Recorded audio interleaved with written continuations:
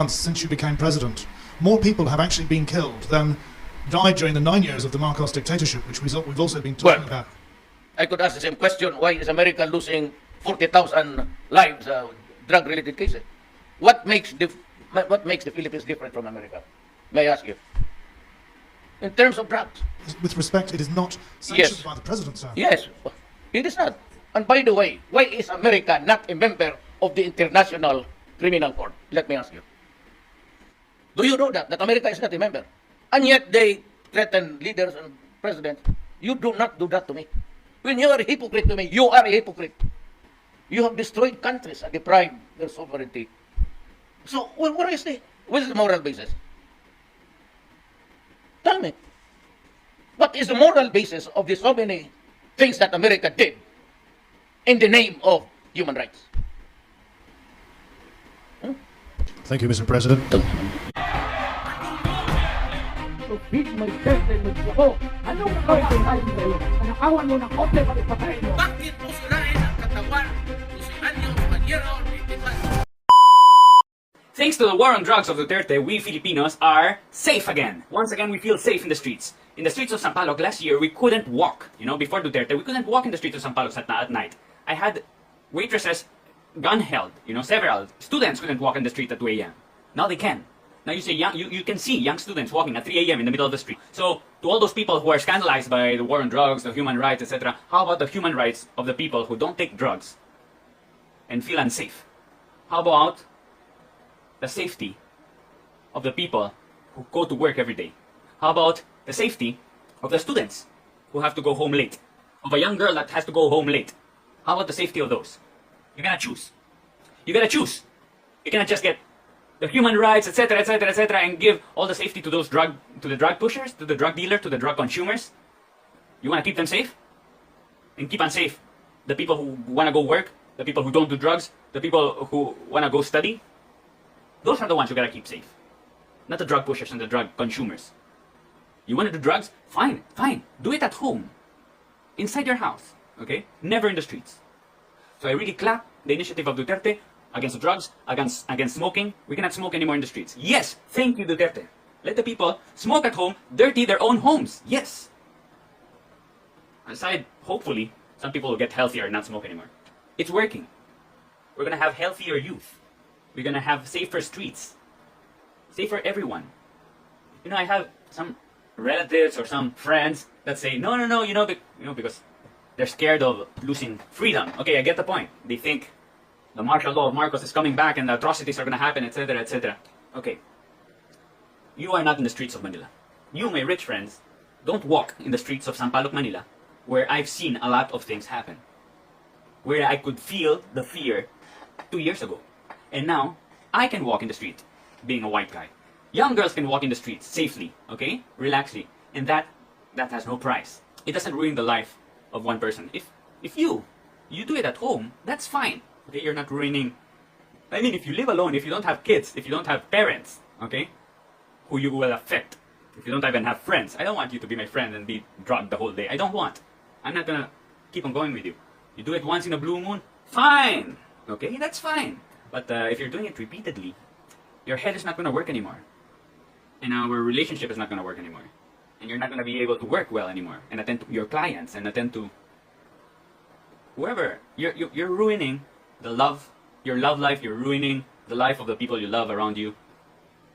End up damaging someone, end up stealing something. If you're rich enough, drug yourself at home, that's fine. Do whatever you want at home, okay? But not, don't drug yourself and then go to the streets, which was the dangerous part of all of this. Drug people walking around the streets, hurting other people. Hurting other people who just want to go to work, who just want to go to study. Yeah? There's no right for that. That's not human rights. You have the human right of the people who want to do their regular life is way above the human right of a guy who wants to take drugs or sell drugs and go to the street and damage those other people. Okay? And it happened a lot. Because some people don't have control. If you have super control and you drug yourself at home and you don't bother anyone, you lock yourself in and you don't bother anyone, fantastic, good, enjoy your life. You want to do that? Fine. I just recommend it, but fine. Freedom, okay? But the people who do it in the streets, or do it at home and then go to the streets, or the people who are drinking by 7-Eleven and bothering everyone and dirtying the place and peeing on the streets and smoking in the streets, doing drugs in the streets.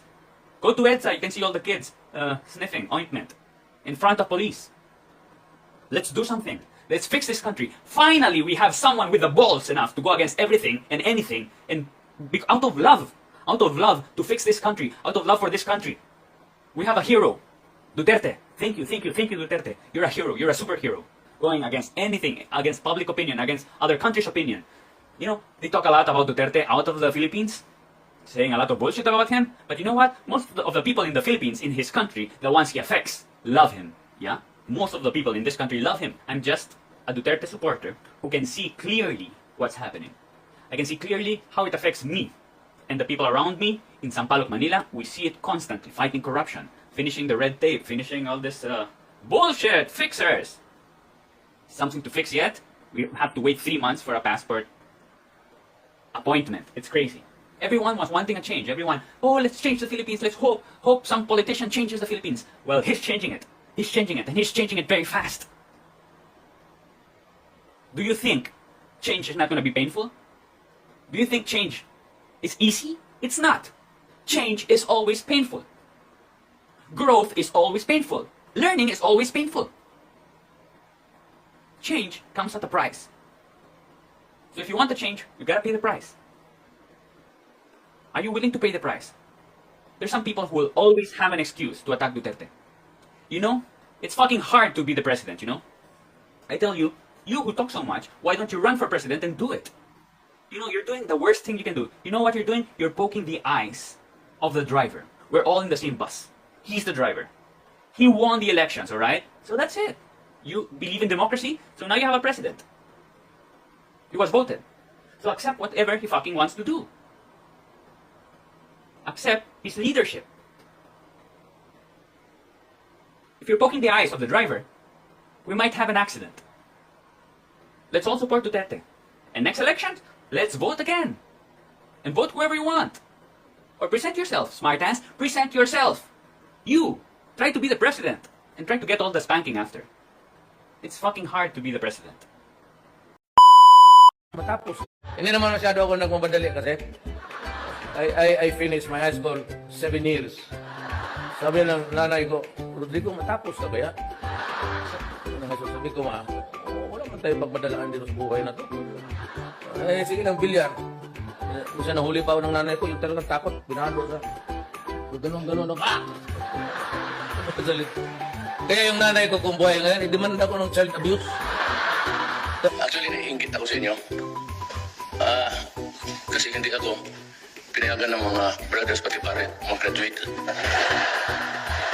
Because on the last days of the year, mag-graduate na, we're practicing yung ensayo ng kung paano mag-ano ng diploma to take a bow. And then suddenly, there was this happening inside the school. Huwag na natin pag-usapan yun. Kasi magagalit yung pare pati. So I got expelled. So ako naman umuwi na lang sa nababi ko sa that time, expelled ako. Ang nanay ko nagtanong, sabi niya, Rodrigo, kailan ba ako pupunta ng Manila? I kept assuring that graduation was coming and as a mother, excited as I was. Sabi niya, kung nag-graduation natin, nabasa ko sa newspaper. Sabi ko, ma, sabi kasi ng pare, ang gulo. Nagmisa lang kami sa Abi, chapel. At binigyan kami ng diploma na wala naman laman.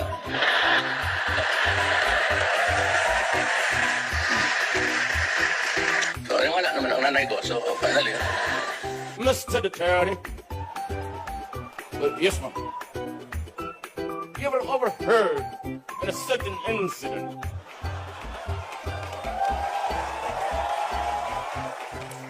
but you threatened a certain Alfredo Mendoza? Kala mo na simbahan ka nag-i-echo eh. Alfredo Mendoza. And what is really reprehensible is that 2 days after you threatened Mendoza, he was found dead with a gunshot wound in the head. What the hell is happening to my loyal city? Bot sa langaw. Hindi ako kayong tipong, Kami nandito ngayong gabi kasi kami kung manalo. Wala rin mangyari sa bayan na to. Sa aming katangan, makulol kayo. Pagpunta mo ng Pilipinas, may police, customs, o immigration at humihingi sa iyo ng pera, sampalin mo. Kaya yung pag naligo ako, hubad na lang. Hindi pa nakahugas. Siyempre, baho ko na. Ginanong ko. Inamoy ko na. Ang tae mo lang ito. Ang tae mo talaga. May crush kasi ako ng isang istorya naman ito. Yung babae na I don't stick around. Yung babae doon nakaupo na may lunar dito. Kasi kung nandito ka siya, pakasalan kita man pag nabiyuda ka na. Talagang crush kita. And every time that pag-akyat ako, tinitignan ko siya. Alam niya na may gusto ako sa kanya. Ang problema, hindi ko alam kung may gusto siya sa akin. Iba naman si Inday. Ako magsabi ako, putang, patay mo yung nagsisira ng bayan ko. Si Inday, iba ang style niya. Bakit buhay pa yung putang inang yan? Ilang tumbahin ang gobyerno. I don't mind. Inang mo kalit, sinainit ang ulo. Kanin niyo ako kulungin, okay lang. Basta may...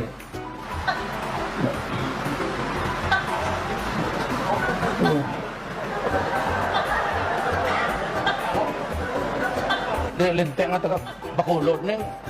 Daradala ka ng toko dito. Ito, tingnan mo itong binigay na. Tingnan mo ha, pag ginanong ko. Alcohol. Yan. Kaya ako, kanina pa ako sige naglalaro ako. Nag-enjoy ako na parang sprout eh. Yung walang iba, anong gawin niya? Alam niyo, ako'y tao lang. Kaya binabati ko pa rin. Merry Christmas. Kayong mga durugista, magdanakaw, mga kurap, mga kriminal, at yung napapahirap sa Pilipino. Kaya kung ayaw ninyong minto at patuloy pa rin